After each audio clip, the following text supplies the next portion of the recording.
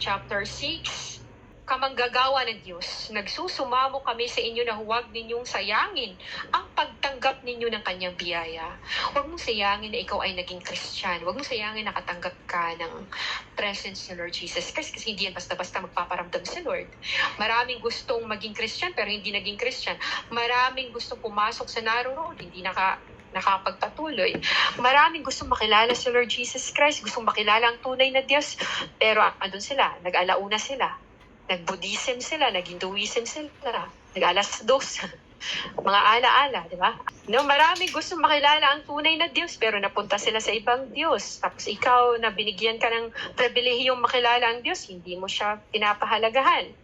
No? Kasi nga, kapag hindi mo siya papahalagahan, ibibigay ni Lord ang corona mo sa iba. Doon siya magpapakilala, baka tanggapin siya at doon maging seryoso pang ang tao. Verse 2, sapagkat sinasabi niya, sa tamang panahon, ikaw ay aking pinakinggan at sa araw ng kaligtasan, ikaw ay aking tinulungan. So, ibig sabihin, hindi ka niya pababayaan. Ganun ang promise ni Lord Jesus Christ. Hindi ka pababayaan sa lahat ng yung mga dadanasin. Andyan si Lord, mangunguna siya. Hindi ba't nung halimbawa palipat-lipat na ng lugar o maglalakad ng mga Israelita, nangunguna palagi talagang Ark of the Covenant. No, nangunguna palagi si Lord. Nililinisan ni Lord Jesus Christ yung dadaanan mo. Nangunguna na talaga si Lord Jesus Christ. Ngayon na ang taong panahon, ngayon na ang araw ng kaligtasan. Ibig sabihin, wag mo nang ipagpaliban. No, yung pag sinabi ni Lord, be holy. So ngayong araw, simulan mo na yung pagbabago sa sarili mo, yung mga bagay na walang kinalaman kay Lord, iwanan mo na. Kung magkakasala ka, talikuran mo. Kasi nga ngayon, di mo alam, ngayon din ang rapture. Ganon si Lord Jesus Christ. So, Lord, thank you so much, Lord God Jesus Christ, sa pagpapaalala sa amin, Lord. Hindi kami nagbibigay ng dahilan upang ang sino man ay matisod, upang hindi mapintasan ang aming paglilingkod. As a servant, hindi ka dapat magpapakita ng mga bagay na kapintas-pintas para hindi matisod at mawala at maglawang yung mga members. At sasabihin mong, tinetest lang sila. Pero ikaw pala mismo nakitaan na may mantsa, hindi na maganda ang nakikita sa iyo. Hindi ka na pala magandang halimbawa, kaya nagsiwalaan. Kasi nga nagre-reflect din sa leader kung ano nangyayari yung spiritual status ng mga members. No? Kung ang isang leader naman ay mukhang pera, magiging mukhang pera din ang mga members. Kasi lalong-lalo na pag naglayhan, yung mga maibulalas niya, lalabas sa kanyang bibig. No? Andun yung prosperity gospel. No? Pang physical, pero hindi naman pang spiritual. So, kundi sa lahat ng mga bagay bilang mga lingkod ng Diyos, sinisikap namin maging kagalang-galang. Ito ay kahit sa gitna ng maraming pagtitiis.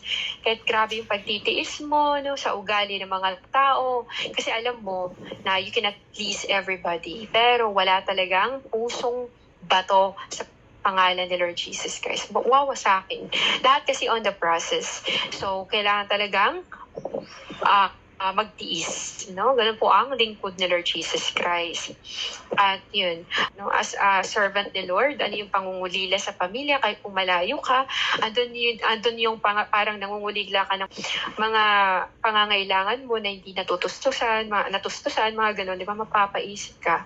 Or yung pag nahirapan kang may gusto kang gagawin para kay Lord, pero wala kang magawa kasi walang budget, mga ganun. So mga pagdurusa, mga paghihirap, at mga kalungkutan. Sa mga pagkabugbog, mga pagkabilanggo, hindi maganda talaga nangyari sa kanila. Yung binubugbog, yung, di ba,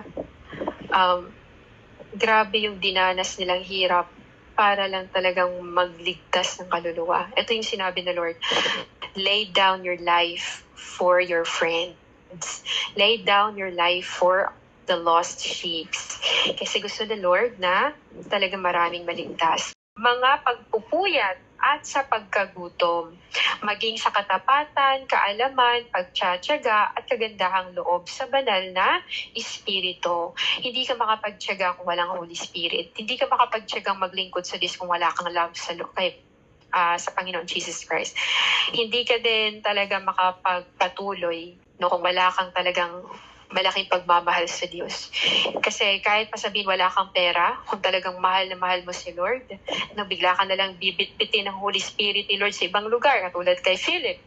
Nagbaptize lang siya ng isang Ethiopian. Tapos after baptism, nawala na siya doon sa ilog ba yun? Nawala na siya doon. Nawala na siya sa ilog. Dinala siya sa malayong lugar. Hindi na siya sumasakay ng camel, donkey, no? Hindi ka nasasakay ng bus, kundi bigla ka na lang lilitaw doon sa lugar kung saan may gusto mong ililigtas si Lord Jesus Christ. Ganun lang, kasimple. Ganun si Lord ka-powerful, guys. Huwag i-underestimate. Kahit ito yung humantong sa karangalan o kahihiyan, yun, basta Kristiyano ka, ipapahiya ka talaga. Mararanasan mo yan. Kasi naranasan yan ng iba eh. Naranasan ko nga yan eh. Ipahiya eh. So maranasan mo talaga yan. Yung mga ganyang mga experience. At yun, kahit kilala, tinuturing na mga hindi kilala, ikakahiya ka kahit family mo, sasabihin baliw na yan. Kahit family ni Lord Jesus Christ, di ba? Tinatakwil nga siya ng mga kapatid niya eh. So, ganun ka din as a Christian kapag seryoso ka kay Lord. Pero kapag half-half ka lang, talagang friends mo. Friends mo ang mundo. Friends mo ang mga kalukuhan, no? Walang pinagkaiba. Pero kapag seryoso ka kay Lord, ganit yan ang mangyayari sa iyo. Yung hindi ka na, wala nang may gusto sa iyo na magiging kaibigan ka, ayaw ka ng ayaw na nila sa'yo, di ka na isasama sa mga gimmick nila. Sabi nilang KJ ka kasi di ka na sumasama kasi seryoso ka na. Doon mo talaga na-realize na kailangan na talaga magseryoso. Tapos nakita mo na din ang tunay ng mga kaibigan mo. Kung anong espiritu meron sila. No? Kung anong status din sa spiritual meron sila sa Diyos. So magiging salamin mo din sila. Ganon. Yung maalala mo din yung mga ginagawa mo. Ganito ako dati. Grabe ako. Wala man lang akong hindi man na ako talaga natakot sa Diyos. Ito akong grabe, puro pera yung isip ko. Tapos, yung madaming mga ganong Christian biglang nagkasakit. So mas lalong wala silang nagawa talaga sa buhay. So, it's better makinig kay Lord before mahuli ang lahat. Kahit kilala, yun nga, itinuturing na mga hindi kilala. Kahit family mo, itatakwil ka. Tulad sa mga naghihingalo, gayon may nabubuhay. Nahihirapan ka.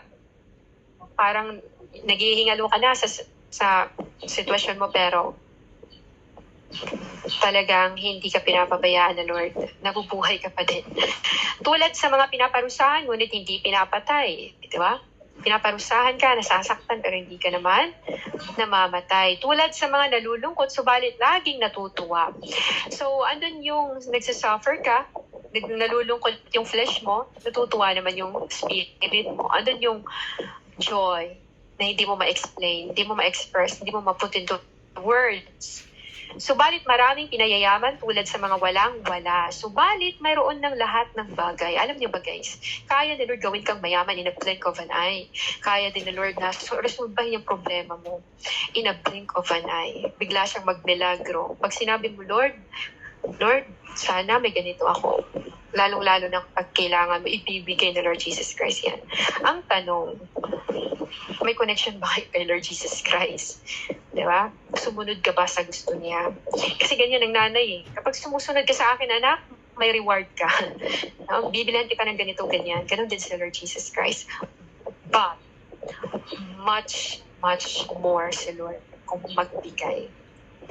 Mas higit siya kaysa sa mga magulang natin dito sa lupa. So yun nga guys, sulad sa mga walang-wala, subalit mayroon ang lahat ng bagay.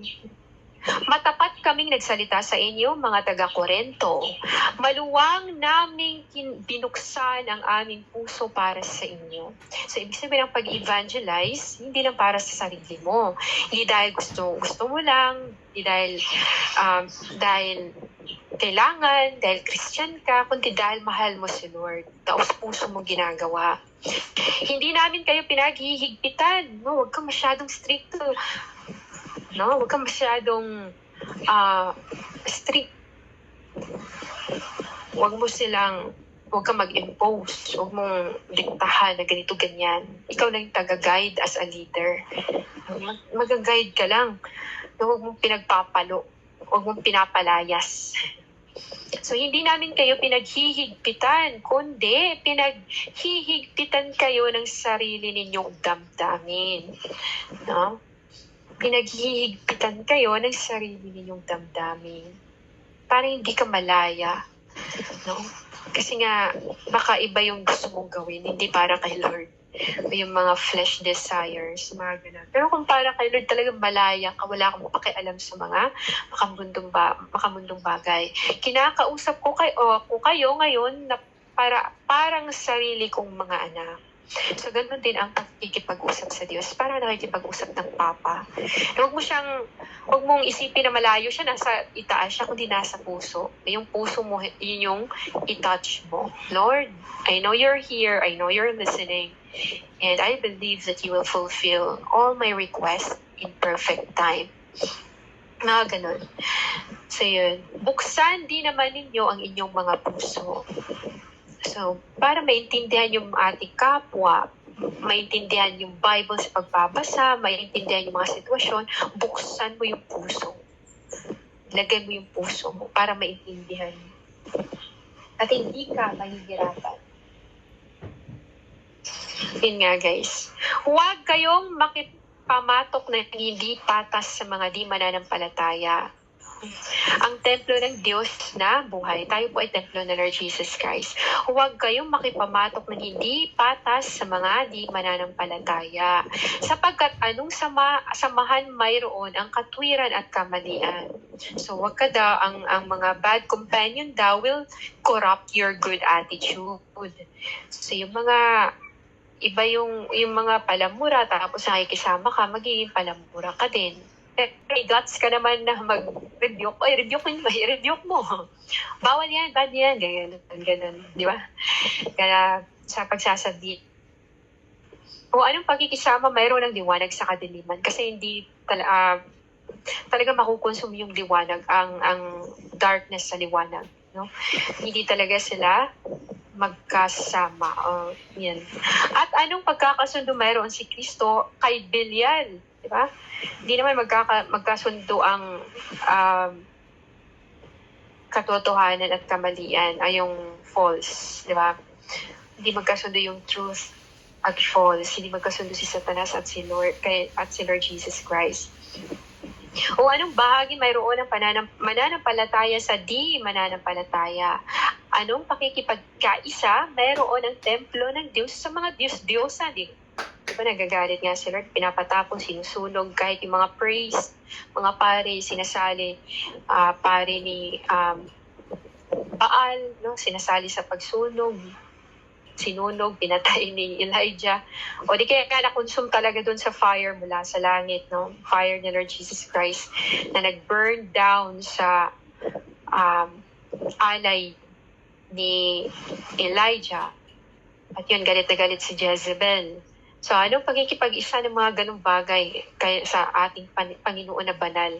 Sapagkat tayo ay templo ng Diyos na buhay. So, hindi pwede na ang marumi ay ihalo sa malinis. Hindi pwede na ang rotten apple ay ihalo siya sa fresh na apple.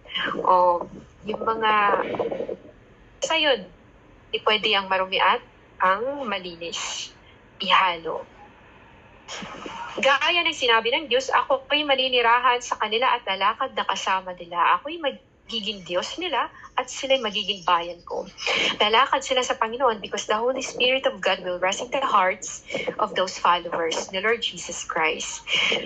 Kaya't lumabas kayo sa kanila at umiwalay kayo, sabi ng Panginoon. So there were times na si Lord, akala mo okay na yung church na pinapasukan mo, pero si Lord pinapalabas ka, na ipapaset apart ka na Lord Jesus Christ, because the Lord wants to save you, at the Lord wants to make you grow in spirit.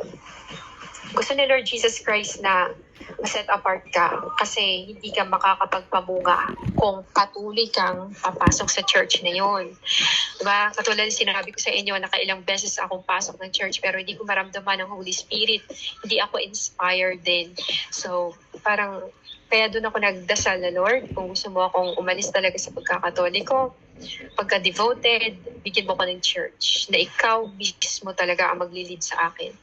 Kaya doon ako napasok sa nag-iisang church dito sa Mindanao, guys. Yun, yung church na yun.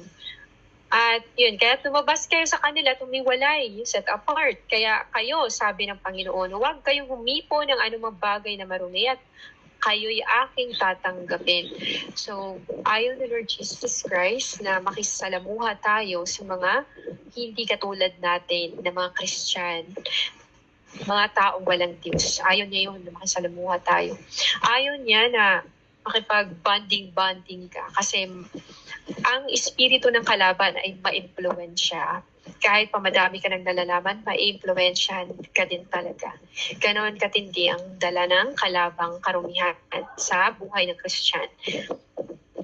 At ako'y magiging ama ninyo at kayo'y magiging mga anak ko. Sabi ng Panginoong makapangyarihan sa lahat. That will be the last verse of this chapter 6, guys. So, yun ang gusto ni Lord Jesus Christ. Be holy because gusto ni Lord na siya ay magiging ama natin at siya lang talaga sa buhay natin. Si Lord Jesus Christ ay gusto na maghari sa buhay natin. At ayaw niya na may kahati siya. No? Ibig sabihin, ayaw niya na may kahati. Diba, pag may, halimbawa, nag-asawa ka na, tapos yung mister mo o yung asawa mo, diba, nagkaroon ng iba, magagalit ka talaga kasi ayaw mo ng kahati. Ganon din sa Lord Jesus Christ. Do the same. So maraming salamat sa pakikinig po.